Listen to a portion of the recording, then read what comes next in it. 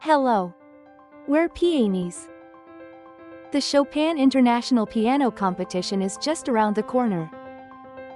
Today we'll walk you through the Round 1 program of the much-talked-about pianist Tomoharu Ushida, and we'll make it easy to understand even if you're new to piano. Yesterday the performance schedule was announced, and Ushida will perform from October 3rd Friday at 1100. The competition will be streamed live on YouTube, and I think you'll enjoy the performances much more once you know the pieces. Please stay with us to the end. On this channel, we share news about famous international piano competitions and support Japanese pianists. If that sounds interesting, please consider subscribing.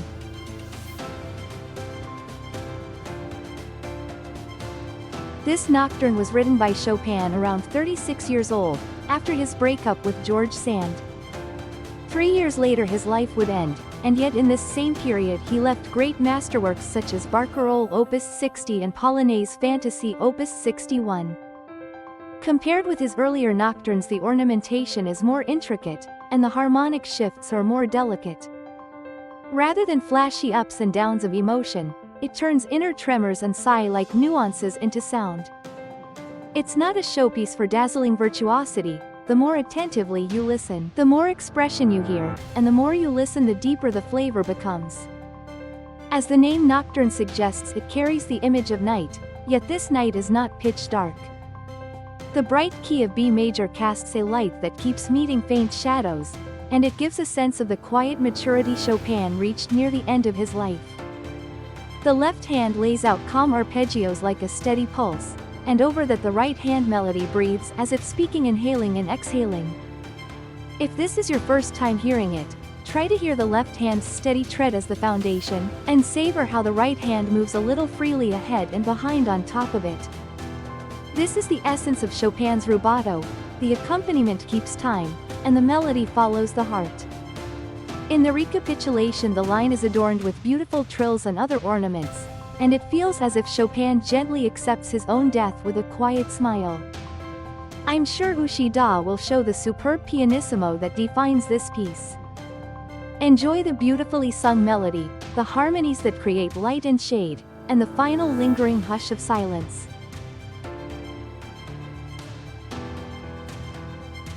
This etude comes from when Chopin was around 20 years old. It's a so-called study, and yet it has long been loved as a concert work in its own right. The set 12 Etudes Opus 10, which Chopin wrote in his early 20s, pushed piano technique forward at a stroke, and it's dedicated to his friend Liszt. Opus 10 No. 1 opens the collection, and its theme is simply the beauty and balance of wide-ranging arpeggios.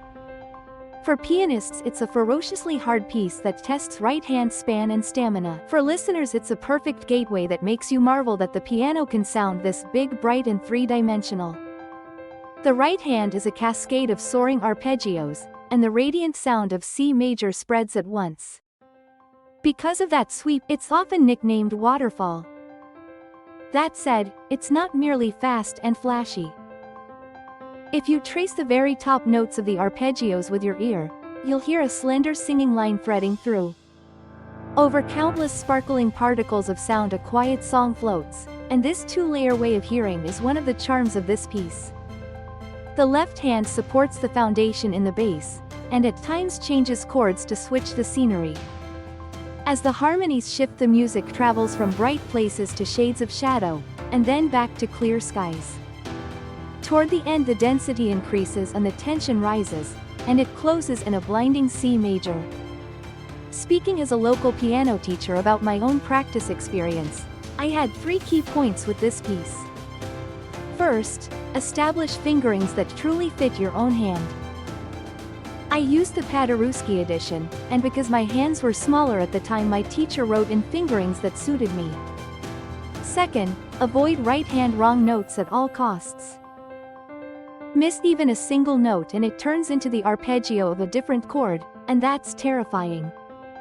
You also need speed, so your memory of hand openings, your motor control and the flexibility of your wrist are all required. Third, expression.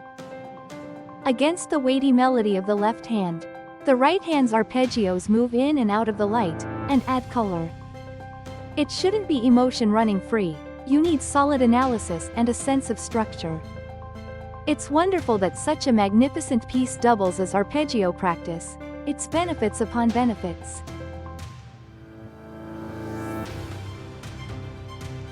This waltz dates from when Chopin was around 30 years old, and it's often called the finest among his waltzes. The moment you hear it, the room seems to light up, it's full of sparkle and wit. The most fascinating thing here is, that although it's a waltz, it often feels like 2 beats. In a typical waltz you feel 1 2 3, but in this piece, clever phrasing and accents make moments where you hear 1 2 1 2 glide forward in 2 beats again and again. This is the long-standing device called hemiola.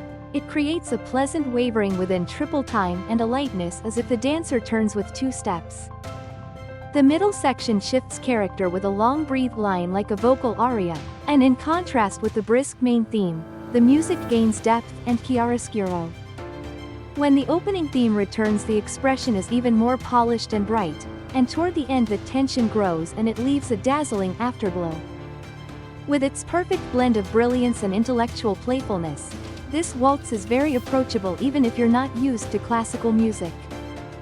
Close your eyes lightly, and imagine afternoon light pouring into a Paris salon as you listen. The moment you notice that triple time is slipping forward in 2 steps, you'll probably want to start the piece all over again. Bruce Liu, the previous winner, also played this piece, and while his hands moved at dizzying speed, his feet marked a dancing step which was striking. The way he applied and released power was at a level ordinary people simply can't reach.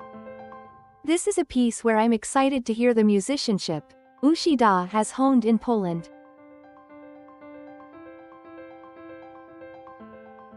This Barcarolle is one of Chopin's late masterpieces, composed around 35 to 36 years old. It comes from the time when his relationship with George Sand was nearing its end.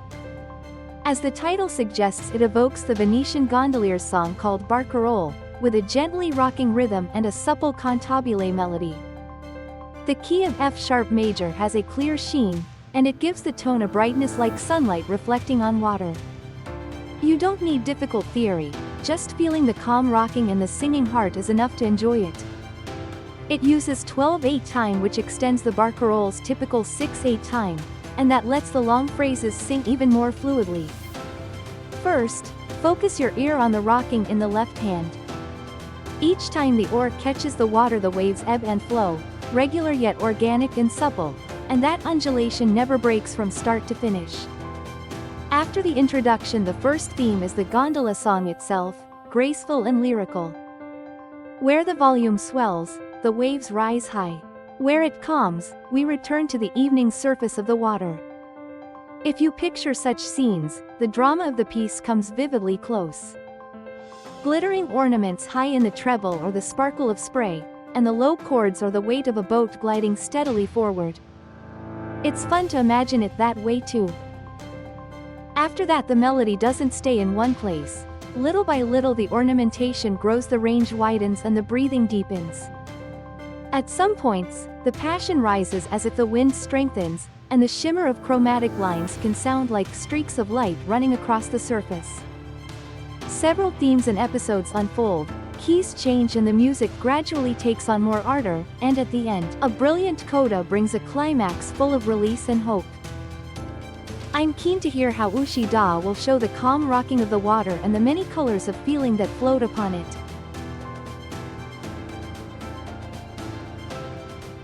We've explained the 4 works Tomoharu Ushida will play in round 1 of the main competition. How was it? The late style maturity and beauty of the Nocturne in B major Opus 62 No. 1. The blend of virtuosity and artistry in the Etude in C major Opus 10 No. 1. The witty brilliance of the Waltz No. 5 in A flat major Opus 42. And the passion and lyricism interwoven in the Barcarolle in F-sharp major Opus 60. Each work lets you savor a different facet of Chopin, and it's a wonderful selection.